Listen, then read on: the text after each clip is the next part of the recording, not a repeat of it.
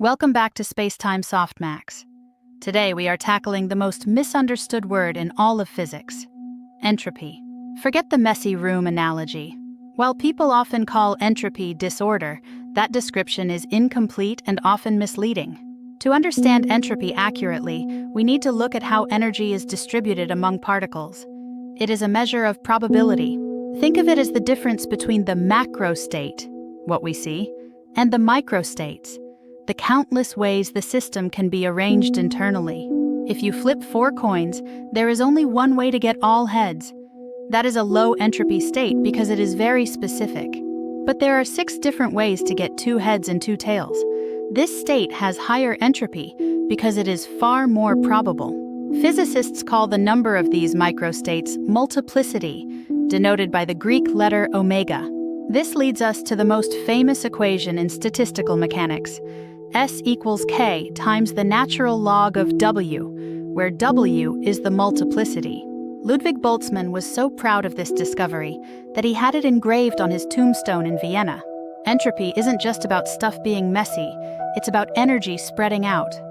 Concentrated energy has low entropy, dispersed energy has high entropy. We can think of this as the quality of energy. Low entropy energy is useful for doing work, while high entropy energy is less useful. Nature wants to move toward more probable states. That is why ice melts in warm water, but water never spontaneously turns back into ice. The law of increasing entropy is statistical. It is not that it cannot happen. It is just so astronomically improbable that we never see it. In the 20th century, Claude Shannon linked entropy to information. Entropy is essentially a measure of how much information we lack about the microstates. The more ways a system can be arranged, the more information we need to describe its exact state.